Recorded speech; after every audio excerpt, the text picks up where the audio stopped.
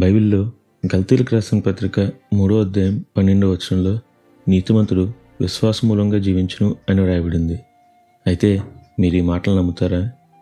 అవును, ఈ లోకంలో ఈ మాటలు చాలామంది నమ్మరు. ఎందుకంటే లోకం ముందు చూస్తే తర్వాత నమ్ముతాను అంటుంది. కానీ దేవుడు మొదట నమ్మితే తర్వాత చూస్తావు అంటాడు. మరి నమ్ముతారా? ఈరోజు దేవుడు మీతోనే మాట్లాడుతున్నాడు.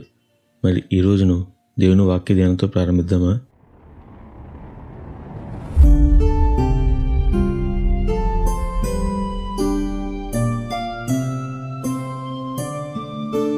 బైబిల్ సెలవిస్తుంది నీతిమంతుడు విశ్వాస మూలంగా జీవిస్తాడు అని. అంటే విశ్వాసం మనకు ప్రాణం వాటిది. అవును, ఒక వ్యక్తిని నీతిమంతునిగా తీర్చేది విశ్వాసము, ఆ నీతిమంతుణ్ణి జీవింపజేసేది విశ్వాసమే. మీరు కానీ నోవహు జీవితాన్ని పరిశీలిస్తే అతని కుటుంబం జీవించింది విశ్వాసం వల్లనే.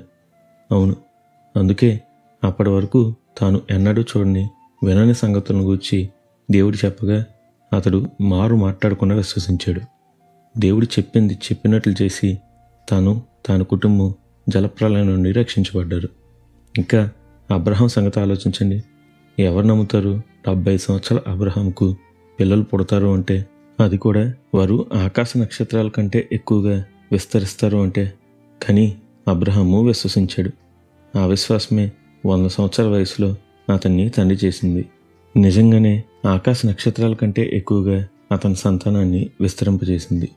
ఇంకా ఎవరి గురించి చెప్పాలి? దావీదు గురించి చెప్పాలా? గొర్రెల కాపరి మహారాజు అయ్యాడని. పేతురు గురించి చెప్పాలా? చేపలు పట్టే జాలరి, అద్భుతాలు చేసే అపోస్తలుడు అయ్యాడని. సంఘాన్ని హింసించిన సౌలు గురించి చెప్పాలా? తర్వాత క్రీస్తు హతసాక్షిగా మారిన పౌలుగా మారాడని. అంతెందుకు, మన సంగతి ఏంటి? ఒకప్పుడు పాపులము, నేడు క్రీస్తు రక్తంలో కడగబడి రక్షించబడలేదా? మరి ఇంకెందుకు సందేహం? ఎందుకు అవిశ్వాసం?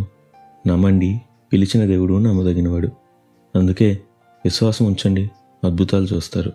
అట్టి గొప్ప ధన్యత దేవుడు మనందరికీ దయచేయనుగాక.